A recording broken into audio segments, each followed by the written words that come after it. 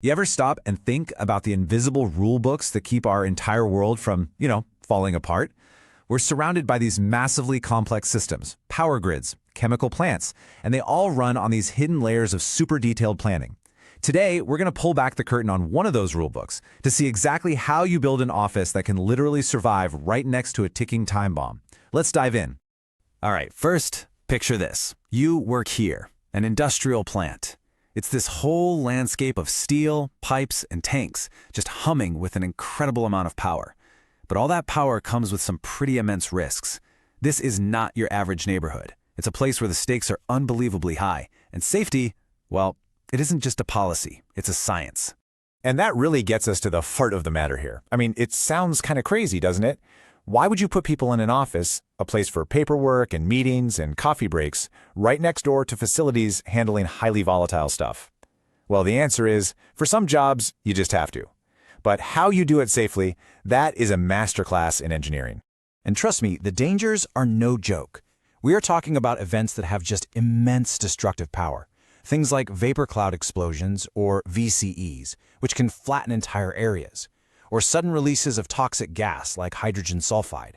You've got these highly focused jet fires that can erupt from a failed pipe. And then there's the blast waves, these overpressure events that can pancake a normal building in an instant.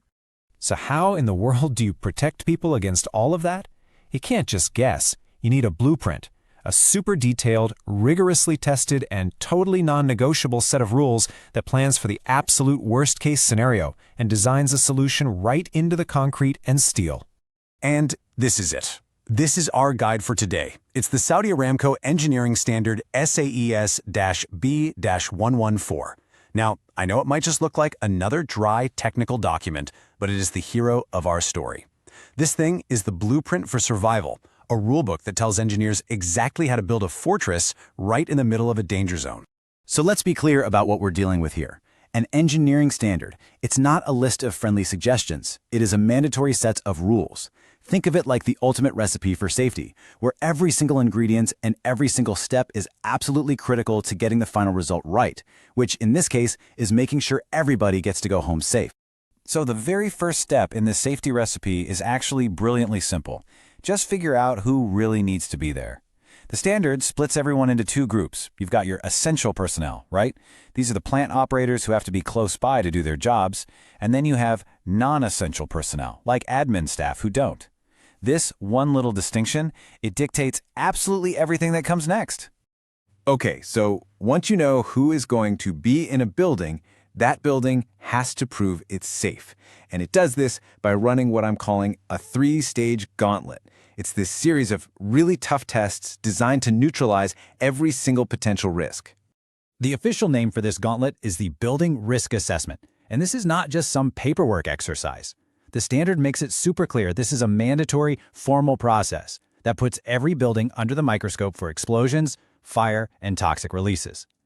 If a building is going to exist in a hazardous area, it has to go through this, no exceptions. And you can see the whole structure right here. It's basically a filtering process. Stage 1 is a broad screen. Stage 2 is a really deep dive into the hazards. And Stage 3 is for managing any leftover complex risks. The whole point is to be incredibly thorough, but also efficient. So let's check out Stage 1. This is like the first gate, and it asks some really simple questions. Is the building occupied? That's a specific definition. It means 5 or more people inside for an hour, or over 300 total work hours a week. Is it functionally significant? Like a control room you'd need for an emergency shutdown? If the answer is yes to any of these, that building moves on to the next level of scrutiny. And in Stage 2, okay, things get really serious. This is where the building's design gets put to the ultimate test against those dangers we talked about. They use computer models to simulate these insane worst-case scenarios for explosions, gas leaks, and fires, just to see if the building, and more importantly, the people inside, would survive. So what does a building that actually passes this whole intense assessment even look like? Well, all those results get translated into real-world design features that turn a simple structure into a full-on fortress. The first and simplest rule is all about distance. For all those non-essential folks we mentioned, any building with a lot of people, like a main office building, must be located at least 500 meters outside the plant's main fence. The easiest way to survive an explosion is just not be there.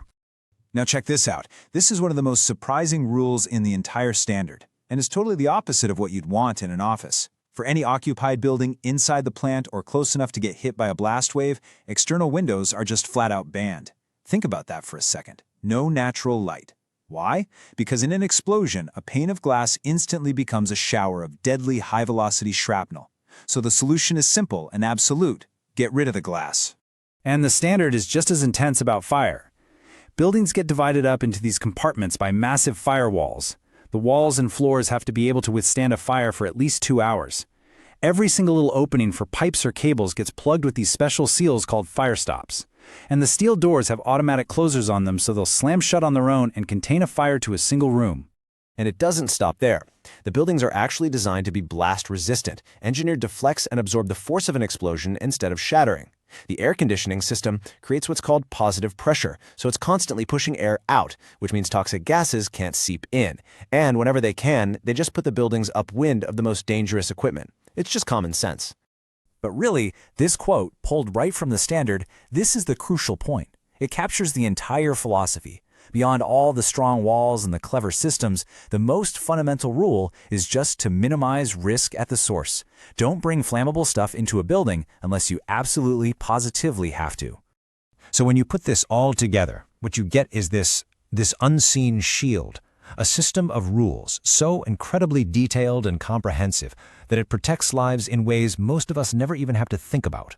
And this is really why it matters. This isn't just about one company or one industry. This level of obsessive, proactive safety planning is what holds up the entire global infrastructure that powers our daily lives. It's the quiet, constant work that keeps the modern world running smoothly. So let's end with this thought. We've just peeked inside one incredible document that dictates how to build safely in a dangerous place. So the question is, what other hidden rulebooks, what other unseen shields are quietly keeping your world safe right now? If you enjoyed this, hit that like button and subscribe to our channel, How to Do It. Search for us at How to Do 5 for even more interesting content.